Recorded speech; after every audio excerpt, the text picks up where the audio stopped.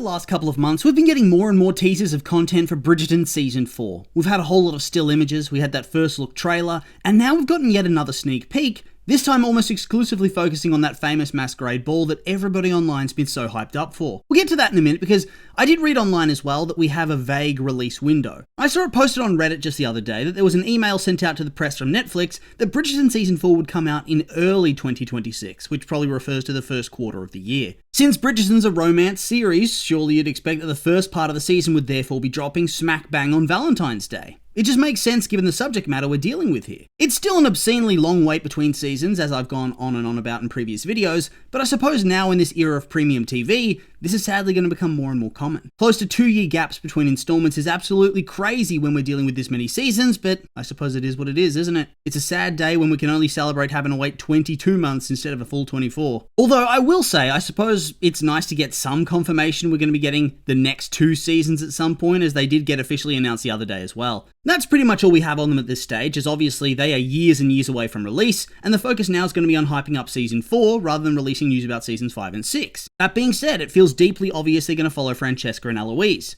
As for who goes first, I'd say all signs point to Francesca for this one, as we just met Michaela at the end of the previous season, and Francesca was clearly getting rather hot and bothered by the experience. It just feels like they've laid more groundwork for that as of right now. That being said though, I'm thinking they might need a tried and tested time skip, as with the rate they're releasing seasons, you're going to have a close to 40-year-old woman playing the part of what, a 21 or 22-year-old? I mean, the seasons are all set in consecutive years, right? Eloise is pretty young, and thus, a time skip I think makes the most sense. Anyway though, back to the teaser. The first one we got for this thing was far more general. We got to look at plenty of different characters and locations and could start to form up some ideas about what's to come, not just for the main storyline, but for the minor ones that will be happening in the background at the same time. It was definitely a hype machine of a trailer, and this one is no exception, but of course, as I mentioned earlier, it's not really the same thing. It's a far more specific look at Benedict and Sophie, and it's simply meant to get the shippers tingling early and talking about the characters and how they think it's all going to play out. It's meant to build up speculation and suspense, to keep the hype for the show alive as we slowly come to that eventual release date. It's all about the aura here, and it certainly does its job to perfection in that regard. It only goes for about 47 seconds, and yet it's really got me into a Bridgerton mood right away.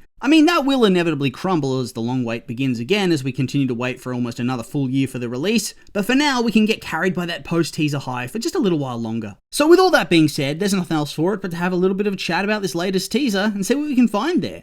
I will admit there's not a whole lot to be going off of, but oh well, that's never stopped me before, so let's get cracking. Okay, so the teaser begins with Benedict walking into the main room of the masquerade ball and wading through the masses of people, seemingly on a mission. In the background, you can audibly hear a bunch of whispers and comments regarding Benny Boy. They're talking about how Benedict Bridgerton of all people is at this party, and then when he stands in front of a pack of singles for a moment, they all stare at him and try to get him to come over to talk. Of course, he then rapidly turns away and off he goes. So it's pretty clear that this season, he's going to be playing the role of the very eligible bachelor. He's the last unmarried Mr. Bridgerton, aside from his youngest brother, who I think is still in school, and he'll be the one that all the girls are going to try to marry. The one who all the mamas are going to harass to try to secure the future of their children and their family. I have to say, I hope this ushers in the end of his horny phase. Don't get me wrong, I understand why it was there. You needed to have him do something when he was obligated to be in the show, but had to wait for his season to have his love interest introduced. But that being said, they overplayed their hand with it quite a lot, and it ended up getting a bit too much. It kind of felt like his entire arc in the previous season was just straight up having sex. He had a bisexual awakening with Lady Tilly and that other guy whose name escapes me.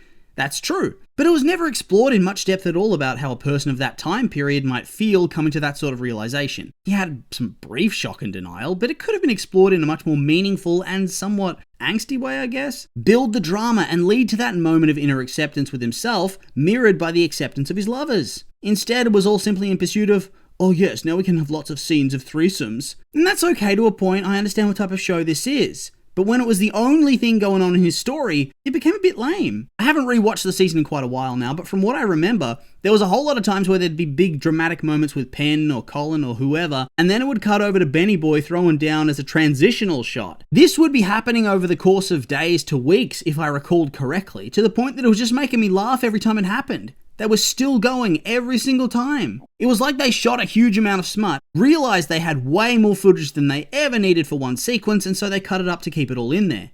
Absolutely wild behavior. So I was left thinking that there was just a huge amount of missed opportunity and wasted potential. I mean, remember when he had that whole arc about art and whatnot? Was that just tossed to the wayside forever?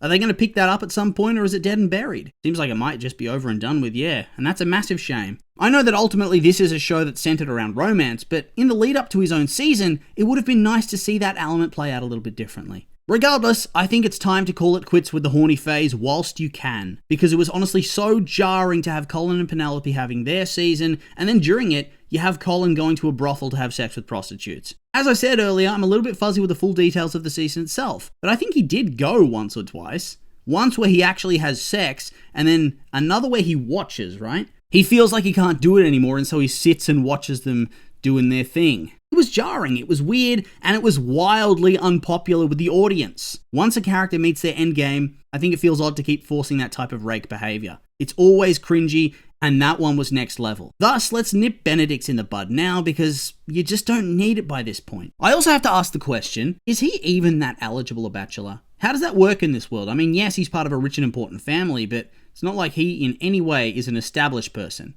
He still lives in his brother's house. Does he have any actual money of his own? I presume that whilst the majority had come to Anthony, that the other son's probably got a little something, you'd hope. He doesn't have his own place, so are these women expecting to marry him and then move in with everybody else in the big family home in the country and in London? I don't know, I get that he's handsome and single, but this one has me asking questions. Not trying to be a Debbie Downer or complain, I'm just wondering. Anyway, back on topic. I have to say, I'm really loving the design choices here at the party. I'm specifically talking about the costumes and the masks. I'm not going to try to play the game of knowing what is completely period accurate attire or anything of the sort. I pretty much have no clue about what cuts of dresses or what sort of hairstyles make sense for the era.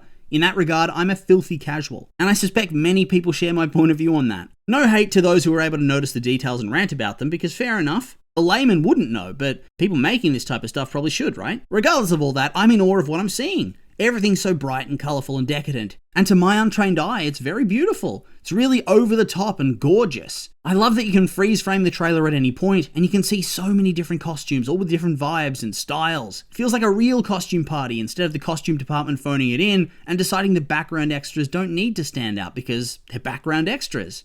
I mean, there's one shot where Benedict's standing staring at Sophie, and just behind him are so many cool and crazy costumes. Look at this ripped dude in the Roman cosplay. Where's my spin-off series about this guy, am I right? I also found it really clever that they went so hard on the background characters. They're colourful and decadent and richly styled. It's like Munchkinland meets the Capitol from the Hunger Games, and yet Benedict, he's just walking around in a full black costume that looks like you could grab it in the party aisle of your local store. I think I actually complained about that during the first teaser when it came out. This idea that it was a really shit and basic costume for your main romantic lead. Well, it just goes to show that at times I can be a complete and utter bonehead who speaks before he thinks and misses the point. Because by having him dressed in basic, dark and plain clothes, it actually makes him stand out in this party of colour and splendour. Instead of making him fade into the background, he attracts your attention, and it's the same idea for Sophie. She isn't dressed quite as plainly, but she's still wearing a light, sparkly dress. It's not as insanely eye-catching as some of these other costumes, but by not being as eye-catching, it becomes a beacon for you to stare at. It's some really intelligent filmmaking, if you ask me. I also like this idea that she's light and he's dark. She's a pure, beautiful woman in his eyes. He's the dark knave, the rogue, the scoundrel, the rascal.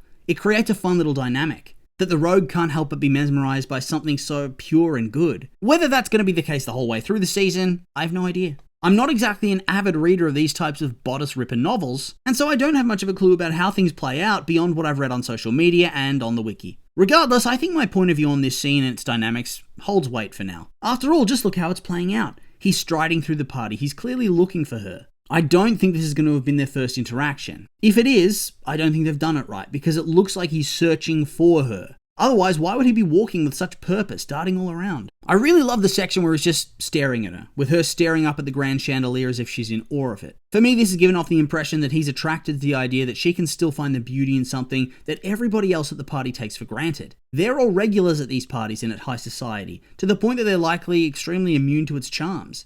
Would they really care about the grand houses and the big ballrooms, the costumes, the gardens, the food and drink, the grand chandeliers? Probably not as much as somebody who's experiencing this fresh, or at the very least, doesn't usually get that many opportunities to enjoy it. Thus, it gives her character in this scene a feeling of grace that a lot of characters lack. It's actually pretty exciting now that I think about it. It's a dynamic that we haven't really seen before in this show, and I'm curious to see how they utilize it. There's big potential for it to seem rather patronizing and infantilizing though, so they need to be careful with the writing/scripting. That's not even touching on the power dynamics. Guess I'll have to wait and see for more before all that though. There's no point in fear-mongering before we've actually gotten to see what happens. I did enjoy his despairing and jealous look when some random dude asked her to dance though. That was very funny. But that being said, I hope it's a throwaway moment. I am so sick and tired of all the love triangles in this show. It was fine at first, but eventually it does start to feel very basic and contrived, like they were completely unable to think of anything to write about without this type of thing. This season has a lot of different elements of their relationship to explore, like class and power dynamics and all her family bullshit. Chucking in a pointless other guy that we know for a fact will fail at winning her hand would be very tiresome. Plus, from the other side of things, seems like Benedict's already locked in at this point, so I see no realistic reason why he'd entertain the idea of courting anybody else. So no extra women either. Here the trailer ends telling us it's coming 2026. I hope they really stick to what we said earlier with early 2026, but delays have happened before.